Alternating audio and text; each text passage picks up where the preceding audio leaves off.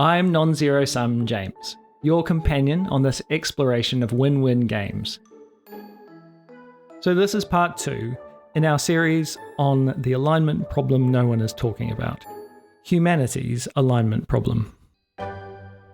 This post in particular has a few illustrations, which I'll have to explain because they interact with the text. So the first picture we see is two hedgehogs. One is representing Bernie Sanders and the other Ayn Rand, and they are both in a tug of war.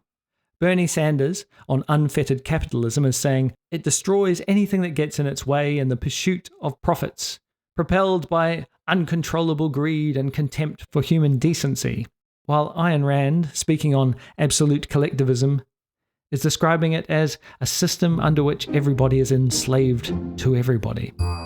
In part 1, we explored the AI alignment problem and pointed towards a deeper misalignment in humanity between the individual and the collective.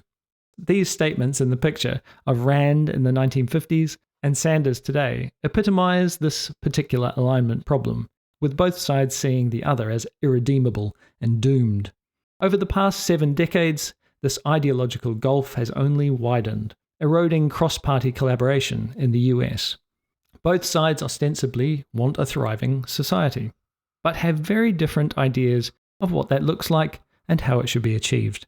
Collectivists, or left-wing socialists, like Sanders, generally look to system-wide changes to create a secure foundation of economic welfare, education, and healthcare for everyone to then build upon. And in very general terms, individualists, or right-wing capitalists, like Rand, claim that low taxes and greater individual freedoms are most important for driving society forward. This is a conflict of values that everyone shares to differing degrees. People who prioritize social issues also care about freedom, and people who prioritize personal freedom also want a healthy, educated society. So why can't we get aligned to find optimal solutions for everyone? Why are we misaligned? The rhetoric of Rand and Sanders is a product of the adversarial political system, particularly in the US, a system that hopes the oscillation between two narrow poles will land somewhere in the middle. While voters have numerous reasons for casting their vote, a key virtue of democracy is that it works pretty well even if everyone is voting in their own selfish interests, making it a very robust system against abuse. However, while political compromise means that policy can end up somewhere in the middle, this doesn't guarantee success because the truth doesn't necessarily lie squarely between two opposing views.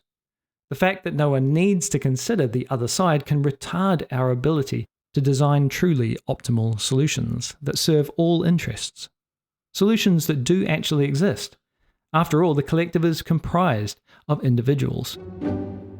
The division between individual and collective interests often stems from the uncertainty surrounding collective goals.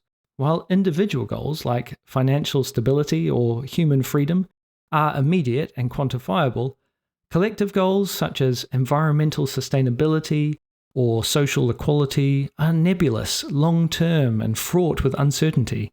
This makes it difficult to create a plan for humanity. The stakes, Moloch, and the meta-crisis. In our series on Moloch, we explored situations where individuals make rational, self-interested decisions that have negative long-term collective outcomes, which serves as an ideal illustration for our misaligned politics and manifests on either side of it, the individual and the collective. Moloch appears in our misaligned politics when voters refuse to acknowledge the concerns of the other side, because doing so risks losing an election, precluding constructive conversation. For example, if one side is pro-business and the other is pro-environment, conversations about solutions that are good for both business and the environment might be overlooked. 2, individualists might make rationally self-interested decisions in the short term, like tax cuts or deregulation, which in the long term turn out poorly for the collective, with reduced services and environmental impacts. 3, Moloch isn't exclusive to individualism though. The 20th century collectivist experiments in communism offer a cautionary tale of how subjugation to the state, in the name of collective good, can also manifest as Moloch. Here the phrase, "to make an omelette you need to break a few eggs," played out tragically, as human lives were treated as expendable in the pursuit of ideological goals. All of these facets of the political system can serve as conduits for Moloch, leading to outcomes that are detrimental to both the individual and the collective. However, it's important not to equivocate here. The Cold War was, for lack of a better word, won by democratic capitalism, and so individualism plays a strong role in politics today, particularly in the US, which means we must look at it more critically. Social philosopher Daniel Schmachtenberger includes the Molochian problems we've considered in his concept of the meta-crisis, which holds that climate change, economic inequality, and political instability are not isolated crises, but are outgrowths of deep and unsustainable systemic issues.